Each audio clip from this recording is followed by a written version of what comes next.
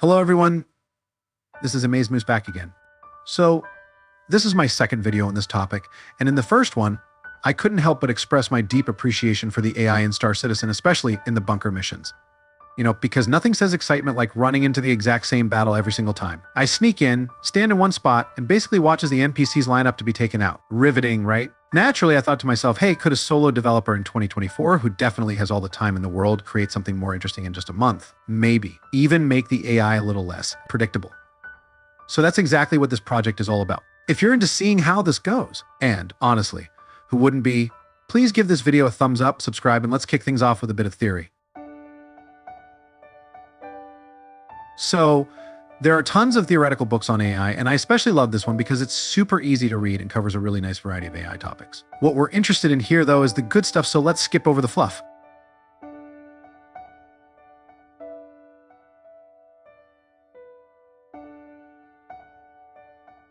Here it is, the decision-making chapter on page 401. Basically, this is where we get a solid explanation of goal-oriented action planning, which will be our theoretical foundation for this project. I got this book on Amazon, by the way, if you're looking to get it for yourself. Okay, so what is goal-oriented action planning? Well, it's pretty simple. We've got goals and we've got actions. Our AI will read the world state and decide which goal to pursue. Is it going to focus on eliminating the enemy, offering support, or setting up an ambush for the player? That's what the AI will figure out based on the current situation. Once the AI selects a goal, it will check if the preconditions for that goal are met. For example, if the enemy hasn't been detected yet, then the eliminate the enemy goal isn't triggered because, well, how can you eliminate something you don't know exists, right? Each goal has its own desired world state. So if the goal is to kill the enemy, the desired world state is naturally a world without that enemy, or at least a world where the threat level is reduced to 0. After the goal is chosen, we'll use the star algorithm to find the best plan of action. Simple actions like move to or look at will be handled by a basic behavior tree in Unreal Engine. More complex actions like setting up an ambush or flanking the enemy will require a bit more work. We will be using Unreal's AI and perception systems.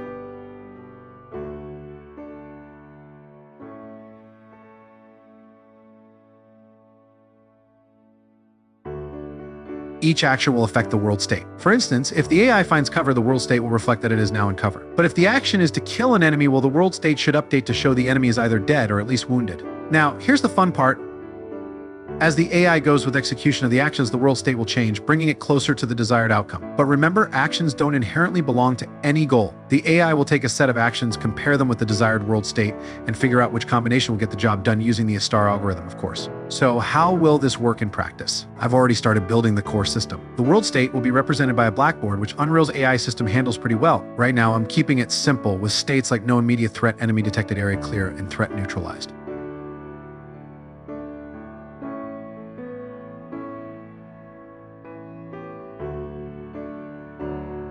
At this point, we only have two goals, patrolling and eliminating the threat. The goals are represented by a structure that includes the goal ID, name, priority, preconditions, and desired world state. For now, we have a patrol goal, which kicks in when there's no immediate threat, and an eliminate threat goal, which is triggered when the enemy is detected. So when I run this system, the AI will read the data tables, analyze the conditions, and decide which goal is achievable based on the preconditions. For example, if the enemy hasn't been detected yet, the patrol goal will be activated.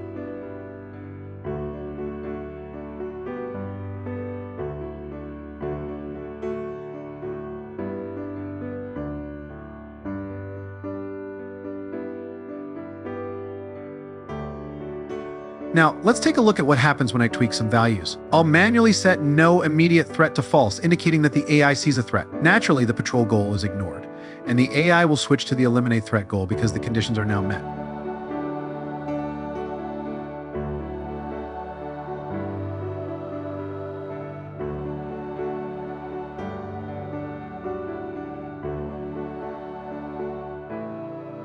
So, that's the core of the system for now. What's next? In future videos, we'll dive into creating the basic actions for patrolling, and we'll even build a nearly perfect replica of Star Citizen's bunker. Once that's done, we'll test it out and see if it's more engaging than what we currently have in Star Citizen. Stay tuned, and let's find out together now. Take a moment to like this video and subscribe.